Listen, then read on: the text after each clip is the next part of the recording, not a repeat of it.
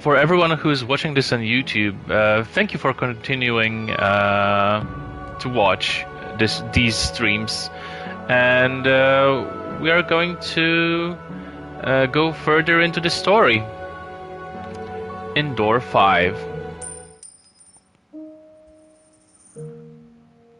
Blue moonlight shone quietly through the stained glass window, vainly illuminating some of the room. I hadn't noticed until now, but the room with the stained glass window appeared to be modeled after a chapel. Rows of pews faced the window, below which sat what used to be a pulpit. There was very little left of it, though, and an awkward length of silver was mounted on the pulpit's to the pulpit's front face. What was, I assumed, formerly a cross. Upon further reflection, rather than facing the window, the pews seemed to be pointed at the pulpit, or perhaps the cross hanging on it. I wasn't sure why there would be a chapel in a mansion, but I had no one to ask about it. For a house of this size, a statue of Christ or the Virgin Mary seems more appropriate. It's a very well-made chapel at any rate. I doubted Michel had it built for himself. There would be no reason for him to cover the window if that were the case. Nor had I ever seen him come to pray. He doesn't seem like one to believe in God. I'm not even sure if God really existed, then surely the world would be a much more pleasant, peaceful place. No unfair disparities in money or power, no senseless misfortune. I certainly wouldn't have found myself here either. But God was evidently quite fond of giving mankind trials, so he would probably tell me with a straight face that this was one too. Or perhaps we simply had a false impression of him, and he didn't actually give us anything. He merely sat back and watched from somewhere far, far away. It wasn't his job to bring peace to the world or ensure our laws were fair. That was all mankind's responsibility. What is God? What are angels? I have no idea. Maybe the Bible has answers. Why should I pray to someone so far away? How do I know my prayer is even getting there? But still, it's not like I have any other options.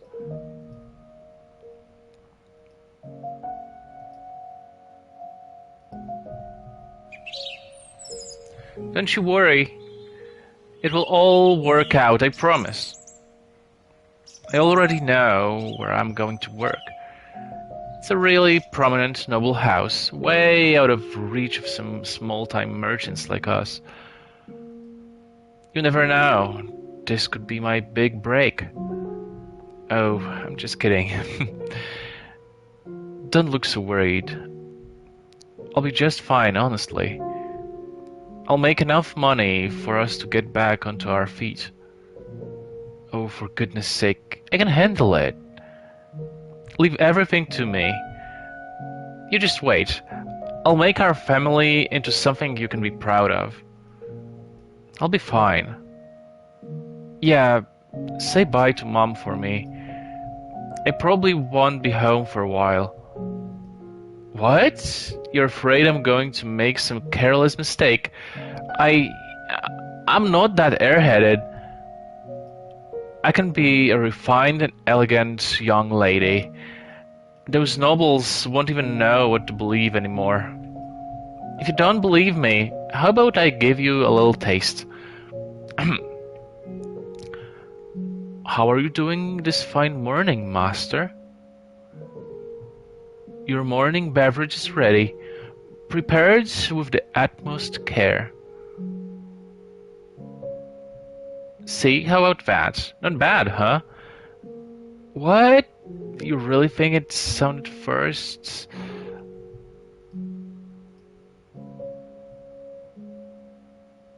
I was the daughter of a merchant who ran a shop on the capital's main street. My father had passed away in a plague, so it was just me, my mother, and my older sister. It would be a lie to say business was doing well. We struggled to squeak by day to day after taxes. But we couldn't just abandon the shop and leave the capital either. So we tried to make the best of what we were able to take in between the three of us. Then, my sister fell in love with a moderately well-off aristocrat. Both my mom and I were supportive of her and her desire to marry, but their union almost fell apart because she was not suitable for him. Merchants were hardly the lowest class.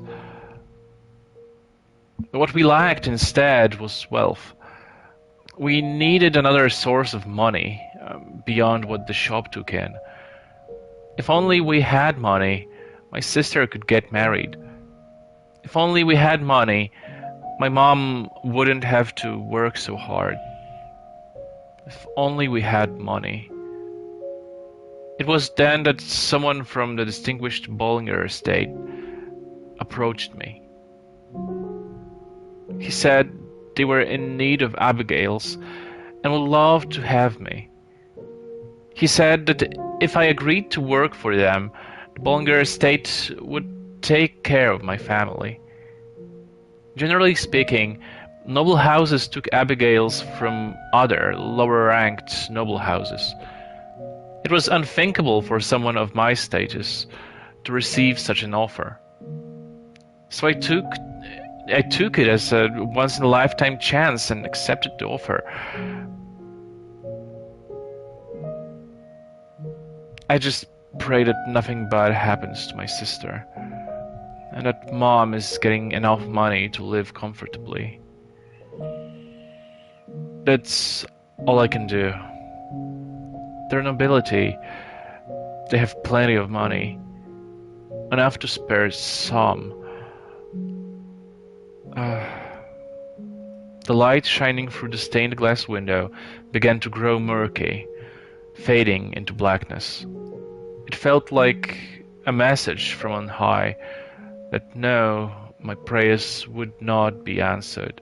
The bluish-white illumination shining down upon me disappeared as clouds blocked the moon. Oh, come on. You don't even want to look at a solid woman like me. Oh, for heaven's sake. I never asked to end up like this.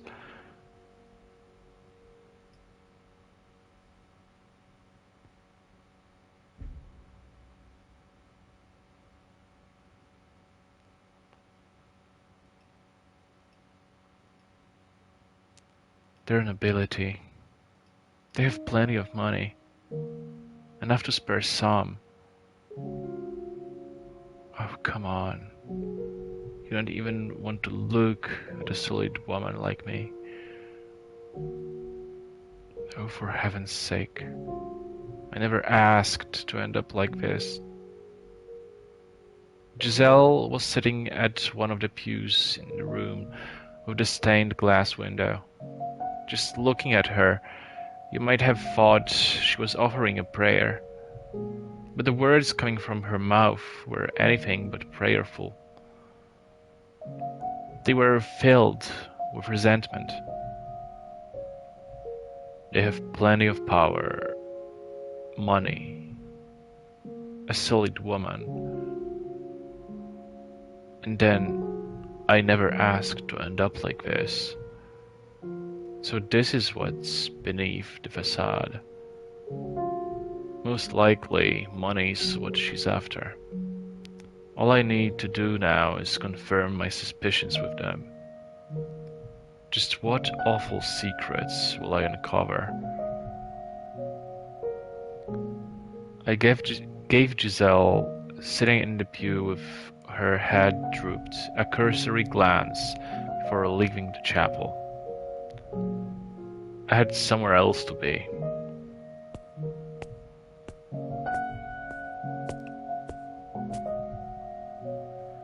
The bitterly cold outside air felt like dozens of needles flowing into my lungs. It had been so long since I had stepped beyond the mansion's walls. A thick mist canopied the night sky, blocking out the moonlight. Naturally, the heavens did not rejoice at my leaving the house. It had been 10 years since I had seen the mansion from the outside, and it hadn't changed one bit. A gloomy scar upon the earth, shrouded in darkness, hardly the kind of place someone would enthusiastically approach. Nevertheless, it was better than that house.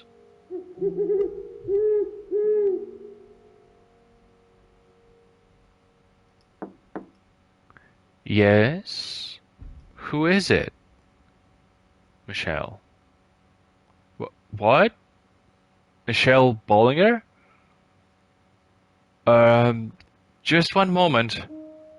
I'll be right there. Come in. It's a humble abode, but make yourself at home.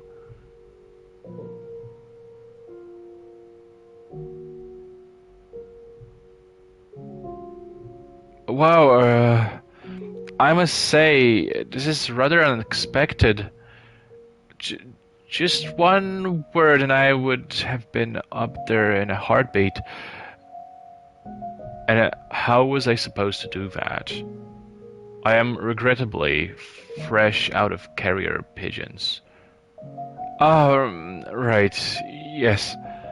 My apologies. This man, living in a small cottage not far from the mansion, had been hired by the Bollinger family. His job? To watch over me.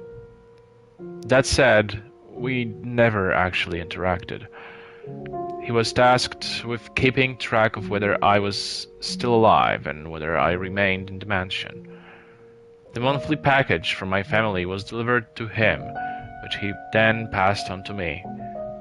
It was insipidly convoluted, but it was indicative of how much they wanted to avoid anyone learning about me. Well then, what can I do for you? The manservant was visibly rattled. Afraid, too. But not because of the difference in our social ranks. I had a pretty good idea what he had been told about me. He was afraid of me. Or more specifically, my curse.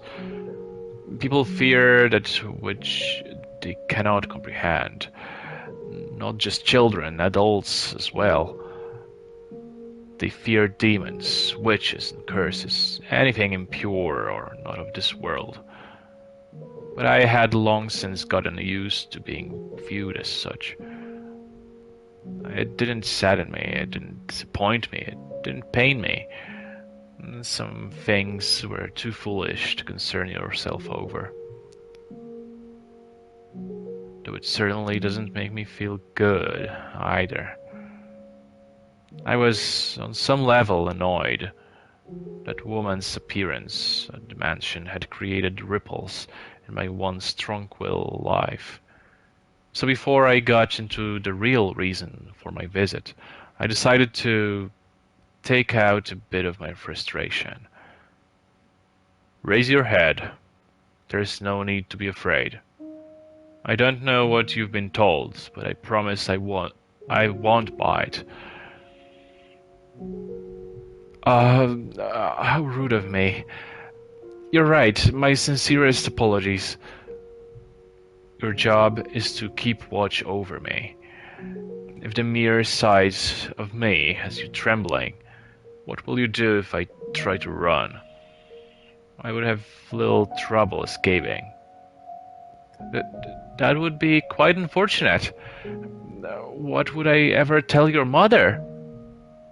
I'm not sure that would end well at all.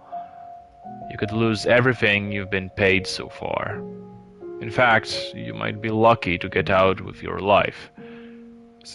Surely your mother would not. You are aware of who you're dealing with, right? Uh. Michel, the cursed youngest son of the Bollinger family, who made a pact with the devil. I don't need a blade to take your life. You wouldn't even make it back to report anything. Have mercy, Lord Michel. Please do not leave the mansion. Please spare me. Only joking. What? I don't have the power to kill by way of curse. The man fell silent, but the look on his face said, "You are cursed though, aren't you?" When someone's got an idea planted in their head, it's not impossible to get rid of it. I am so cursed that anyone can see it, that I need to be locked away in a dark mansion. I am here because I had a question for you, not to warn you that I plan to run away. A question? For me? Yes. Approximately 3 weeks ago, a black-haired woman came to the mansion. Tell me what you know about her. I was told there would be an Abigail coming, but that's all. I don't know anything else about her. I swear, that's all I know. I haven't been told anything else. I believe you. I never thought they would tell you anything. Right. He had been hired to observe me, but that's all he was, a hired hand. He wouldn't be privy to the Bollinger family's internal affairs. Take this. A letter. I need you to deliver it to my mother. You could have just left it in the box from the mom's package and I would have collected it when I dropped off the next one. I am in urgent need of information. Will you do this for me?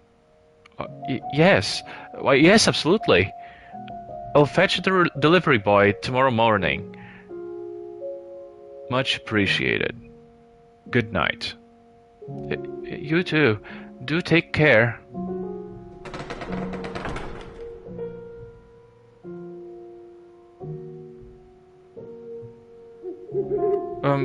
Lord Michel. Yes? Is it true that you don't have... Would you like me to sew your mouth shut so you can never open it again? Not at all. My sincerest apologies, Lord Michel. That was horribly disrespectful. Good night.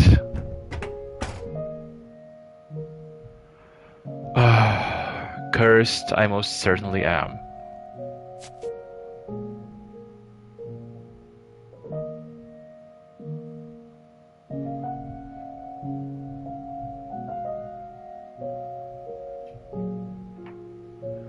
My mother's response arrived just 10 days later. The delivery boy must have pushed his horse quite hard. It was almost exactly a month after Giselle had moved in.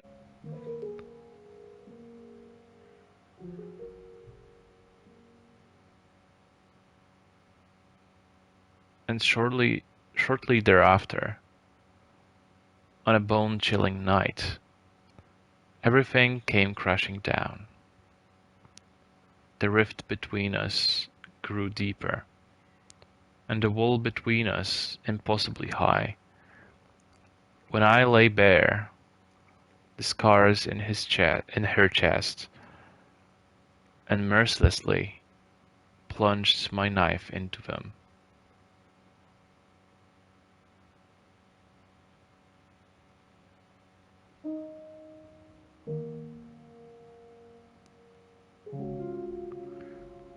How did we get to this point? I hate everything. My spirits were getting darker and darker, like they were slowly sinking into a deep morass. I had been at the mansion for a month, and every day since felt like twice as long as it should have. I had been optimistic at first. I'd even had a little hope that me and Michelle could get along together. But it hadn't taken long for that hope to be shattered, and the cheer locked away inside me. We lived in the same house, but we never spoke anymore. On the few occasions we did cross paths, he just gave me a cold glare and nothing more. Scorn and suspicion in his eyes. Whenever he looked at me like that, it felt as though my throat was being constricted, like I was deep underwater and running out of air, like my very presence in the world was a crime. I never could have imagined just how agonizing constant rejection was.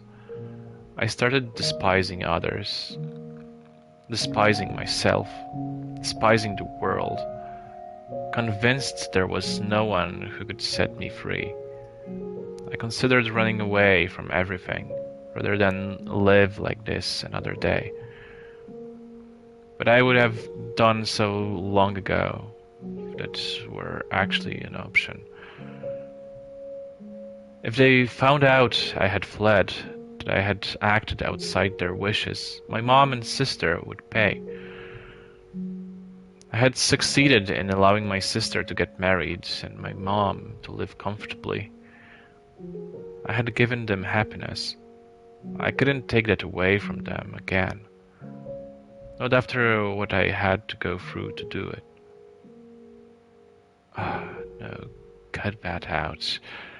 I'm getting way too depressing, Giselle. Pull yourself together. That's not who you are.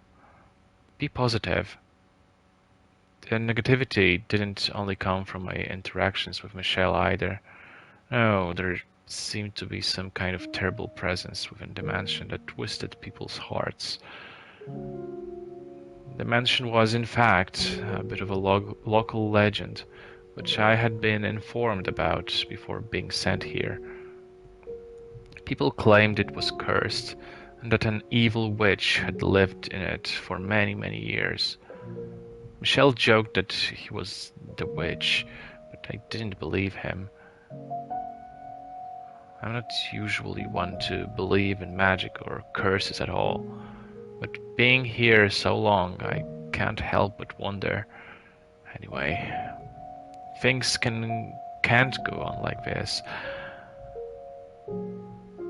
If I was to remain in this house, the situation needed to improve a lot. I was going to lose my mind if things kept up as they were. I was ready to give up once, but I'm going to try closing the distance between us again. If I could get him to open up even the tiniest bit, then maybe that would make living here a little easier. I wasn't going to try to make us best friends or anything, just repair our relationship enough that being around each other wasn't torturous. I've got my work cut out for me. How do I even begin that conversation? Heck, what is that conversation even going to be about? Maybe I should hold off to it another day. No, I've made up my mind to do this, so I should get to it quickly. The longer I wait, the worse things are going to get. And eventually, there won't be any fixing anything. We need to talk. We need to be in the same room for more than 10 seconds, and we need to get to know each other. He needs to know that he's not the reason I have something to hide. Okay, let's do this. I made my way to Michel's chambers, which he had told me to stay away from. My stride was slow and ponderous, but at the very least I did my best to keep some semblance of a smile on my face. This one time where I'd really like to have someone to give me a little nudge. Breathe in, breathe out. Okay. Pardon, master? There's something I'd like to talk to you about. Master? Guess he's not here. The door wasn't locked, as was the rest of the house. His room was shrouded in darkness.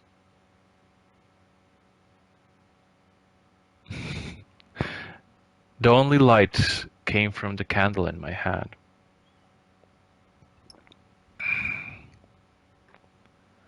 Master?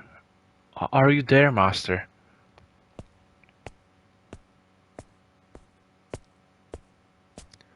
I guess I missed him.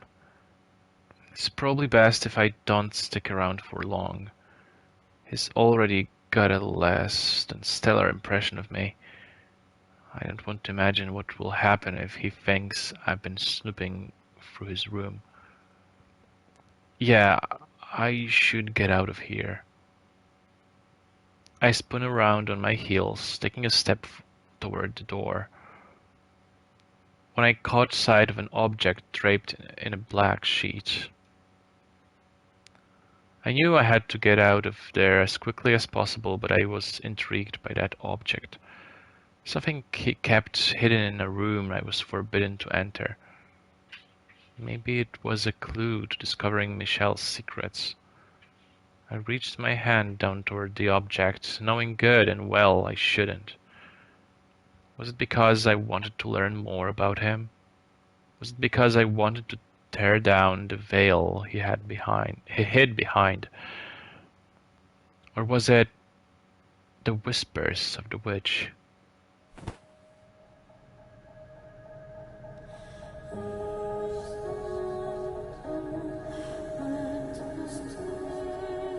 What do we have here? I pulled off the sheet, revealing a framed painting of what appeared to be a noblewoman with porcelain white skin. What stood out about her, though, was that the woman's hair was as pale as her skin. And then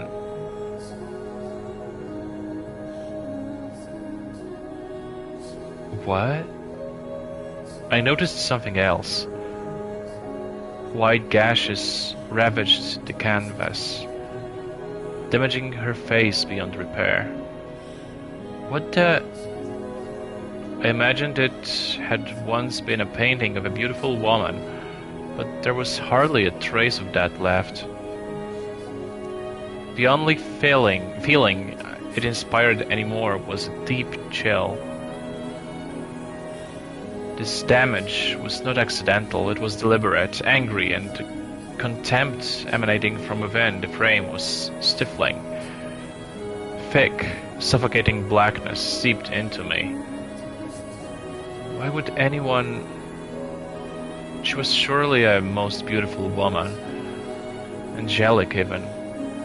A storm of questions assaulted me. Who was she? Why had her face been carved up? Why had the painting been covered? What had happened? Who could have... There's only one person who could have done this. Michelle, why on earth? You saw it, didn't you? You saw the painting, didn't you? You entered my room without permission, and you saw the painting, didn't you? I am... angelic, you say. There's nothing angelic about that damn woman. I scrambled to make some excuse, but nothing would come out of my mouth. All I could do was tremble.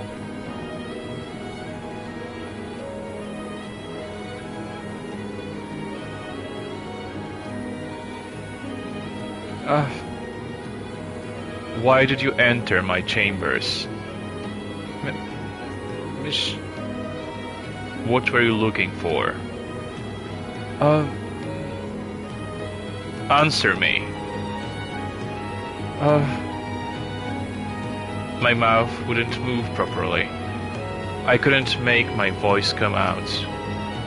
It was like I wasn't even in my own body anymore. The wisps of air that were drawn into my lungs were expelled as hoarse gasps. My breaths were shallow and rapid. I was inhaling, but I wasn't getting any air. I was terrified. Terrified. Terrified. Of his eyes, of his voice, of his feelings, of the knife he was holding up to me. The terrible past I was chained to.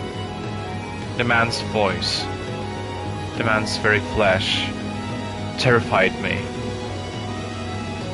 What were you trying to find, and what were you planning to do with it? Answer me. Another thing you refuse to tell me, Van. No, I'm trying. Nothing's coming out of my mouth, though. Everything's so bright, and I can't catch my breath. I can't breathe. That's fine, though. You don't have to tell me. I have a pretty good idea. An idea? What do you mean? Money is what brought you to the Bollinger estate. And it's what brought you to me, too. There are countless people who would love to see that house fall. And a noble family fears nothing more than disrepute. You were, I presume, approached by someone scheming the Bollinger's downfall. No.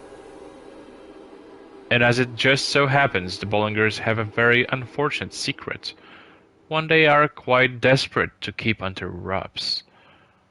Me. Someone suspected I might still be alive, so they sent you to dig up information about me. My very existence threatens to tear down that house. The cursed youngest son of the Bollinger family. Michelle, who made a pact with the devil, who is supposed to be dead, but is very much alive. You sweet-talked your way into that house and into information about me and my present situation. And you meant to trade that information for money. I bet whoever it was put quite a handsome price on it too. Or maybe the one plotting to ruin the Bollinger family is you. No, that's not true. Then enlighten me. Please, hear me out. I didn't know anything about you. I wasn't sniffing around or trying to bring you harm in any way. Then tell me, if that's not the reason you wormed your way into the Bollinger's estate, and that's not what you're doing here, then tell me what is.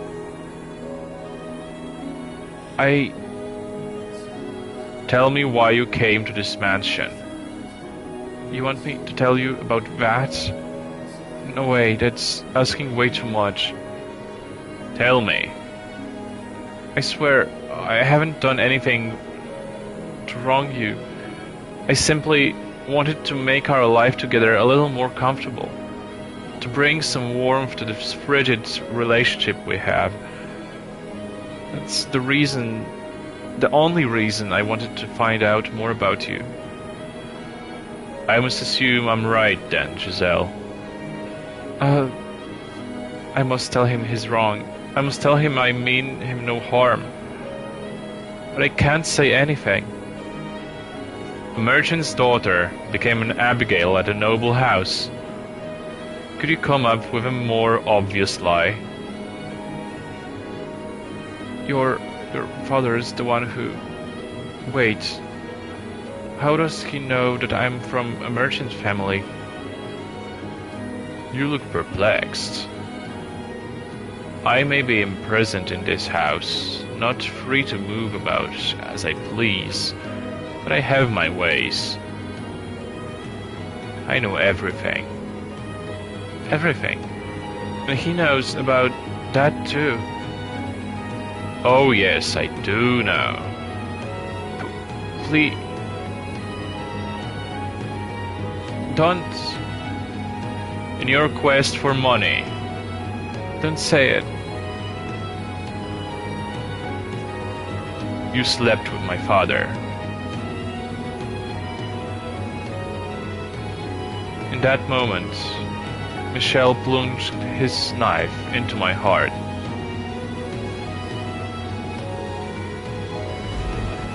He carved through my chest with those words, causing me to completely lose control of myself. In a panicked frenzy, and probably screaming all the way, I knocked the man aside and ran and run and run. I could hear a clap of thunder in the distance. Oh, how I wished a bolt of lightning would come crashing down upon me. Maybe if God burned my tainted flesh with a divine thunderbolt, it would get rid of some of the filth. But the jagged streaks of light cascading across the dark clouds did not strike me, only creating restless grumbles in the sky.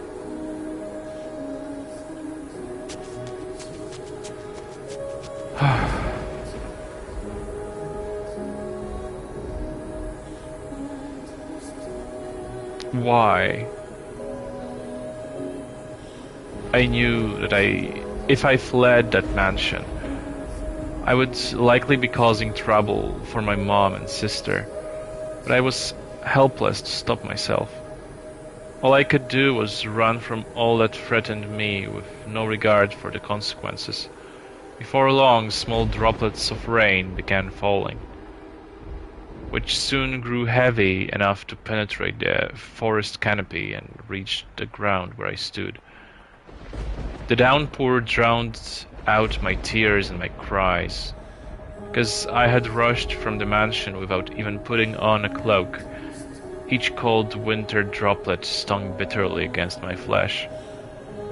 But the bite of the rain was like a warm embrace compared to what I'd been through before. Michelle had spoken the truth. As much as I wanted to deny it, to avert my eyes, reality was forever engraved in this body. No, I don't want to think about it. But I had no say in the matter. Get out of my head.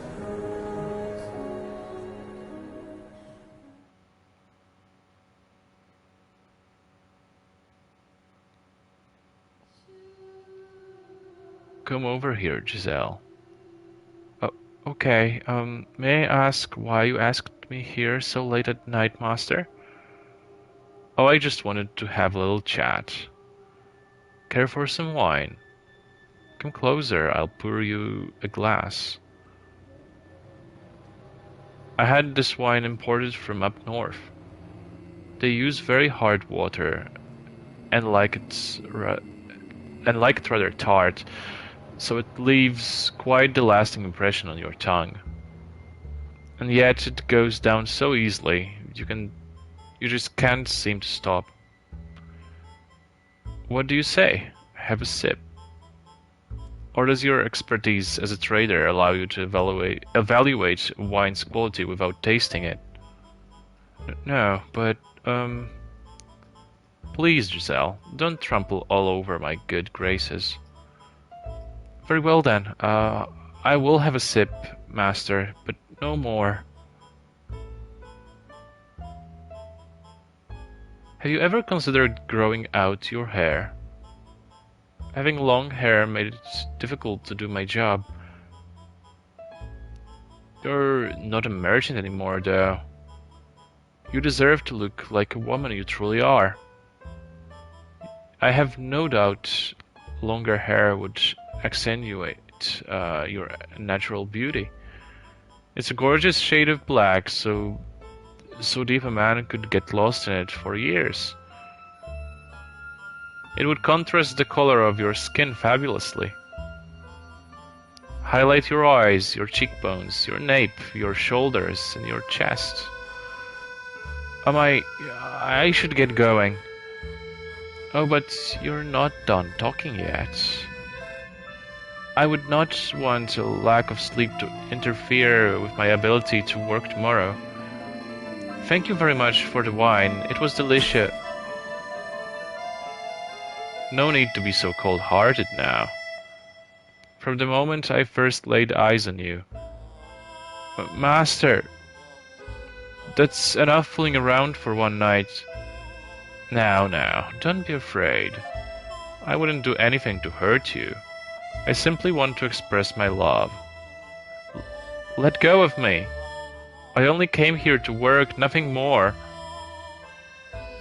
The first time I saw you, I thought it would be a tragic waste to leave you to wither away working at some little street-side shop. Stop. You can't tell me you didn't know a merchant girl had no place in a house like this, even as a servant. There's only one reason you would be allowed here. No, I swear, it never even crossed my mind. It would seem you're even more innocent than you look. But you've figured it all out by now, haven't you? No, let go of me. Stop this. Keep your voice down. Do not shout, Giselle. If anyone were to find out about this, you would be the one shouldering the consequences, not me. But you're a maid, and I'm the master of the house. Whose words do you think holds more weight? Don't worry, I won't do anything to hurt you. I promise your family will be exceptionally well taken care of. Your mother will have the comfortable life you wanted for her. But you know what will happen if you raise a fuss and make a fool of yourself. Not only will your family not get any of your money, and not only will your sister not get to marry, you'll all spend the rest of your lives in the streets. How could you be so cruel? This is blackmail. Blackmail? For a merchant's daughter, you don't know much about trade, do you? Let me give you a little lesson about market value. The goods you're after, Giselle, are not cheap. Understand? Now, let me see that beautiful body of yours. He was an older man, so I hadn't expected him to be very strong. But I couldn't break free of his grip, and I found myself entirely at his mercy. Beneath the gaudy outfit lay a hungry beast, and I was seeing the creature's true colors for the first time that day. The aging man ran his disgusting slippery tongue across my exposed skin. Everything he placed his hands upon withered away. Every piece of flesh he pressed his lips against petrified, rotted, decayed, rankled. I trembled in revulsion, at which the man laughed, seemingly interpreting it as something else. I wondered what kind of place hell was. If hell's wardens only flayed and carved their prisoners, I would have preferred that instead. I would have rather been sliced into tiny little chunks and cast into the hellfire. I would have chosen eternal torment over being touched by this man another second. But I didn't get to choose my hell. Eventually, the man forced open the gates I had been holding fast, and spread his festering death inside me.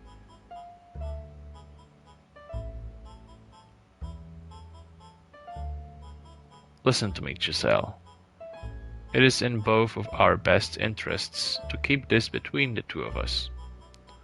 If you can do that, I'll continue to do good by you and your family. Oh, don't look at me like that, please. I'm thrilled to have you here in this house, Giselle. She has long since lost her mind after all. It's torture just being in the same room. And my sons, they hardly ever come home. But you, Giselle, you give color to my dull life. You make it exciting once again. Now go on back to your room. I'll be waiting here at the same time next week. I couldn't escape from that man's grasp. Not when he used my family against me. Some weeks I would just not go to his chambers, my one feeble means of resistance. When I did that, he would send another Abigail to come find me the next day. I couldn't ignore his summons when he got other people involved.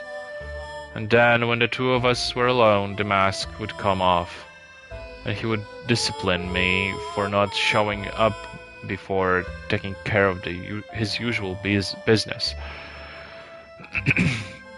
On good days, he would leave bruises in inconspicuous places, my abdomen, my inner thighs. But he went as far as carving a word into my skin with a knife. Harlot. That was why I was afraid of knives. That was why I was afraid of men shouting. I wasn't even sure what to regret anymore. I was in far too deep.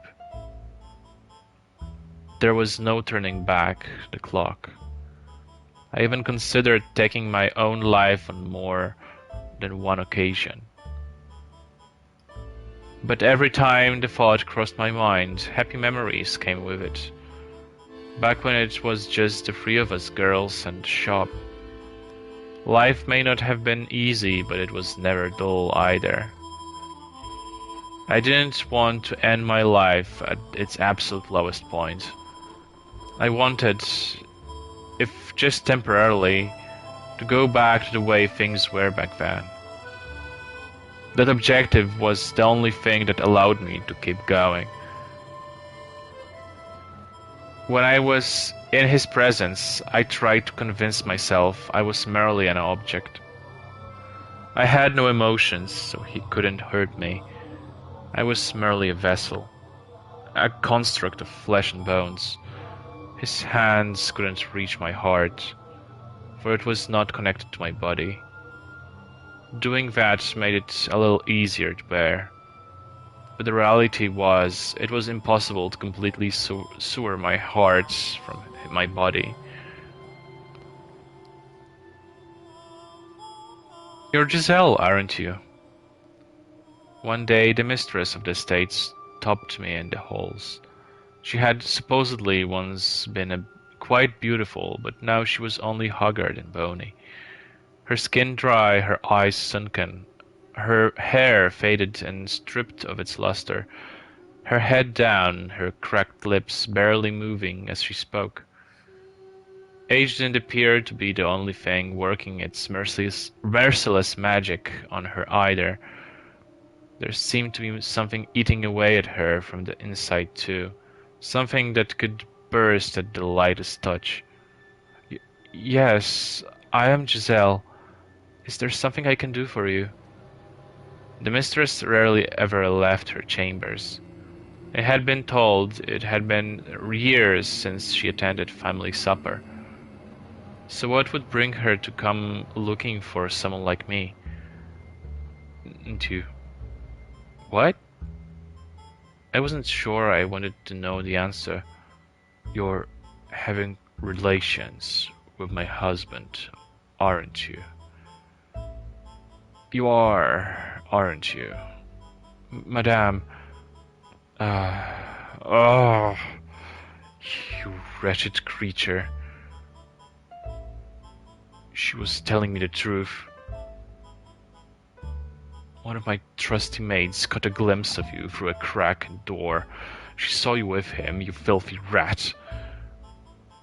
You seduced my husband. Oh, you devil. You cunning witch. You don't get it, do you? You don't realize how grievous your sin is, do you? Someone, anyone, restrain this girl. She's a demon, a devil.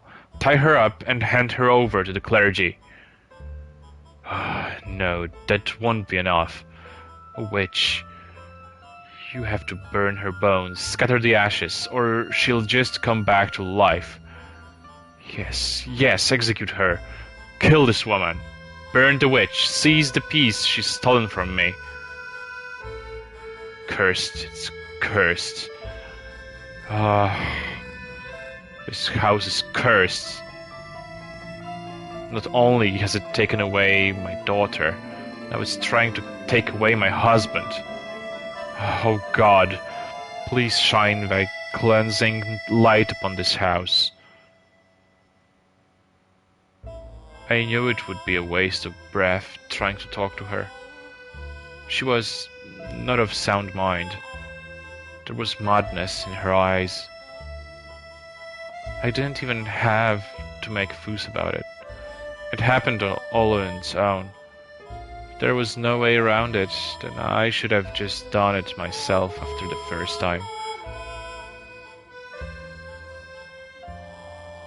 I didn't have the energy to argue with her, or to cry, or to shout. Before long, a crowd began to form around me, and the sobbing mistress, and in it stood him.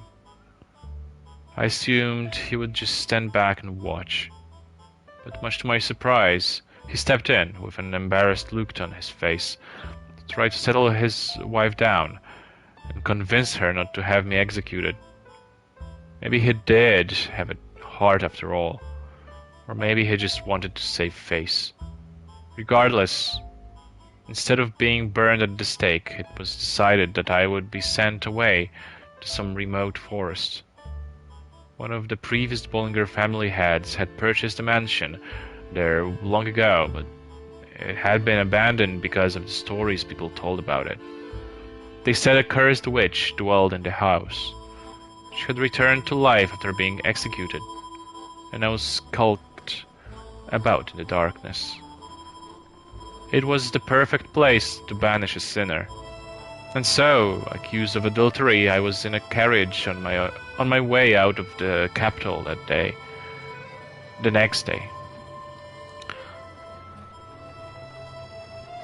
I hope my mom and sister are all right. The two of them will believe me. Even if no one else does. The wooden wheels turned, carrying me away. That cursed mansion. Just a silent coachman and his single solid passenger. Looking out through the window, I could see the city walls slowly fading into the distance behind us. I doubted I would ever set foot in this land again. Ever cross the Grand Pond again. It was a setting reality, but at the same time I felt a surge of relief. I had finally escaped from that house. I had finally escaped from that man. A sense of freedom slightly lessened the weight of everything else I was feeling.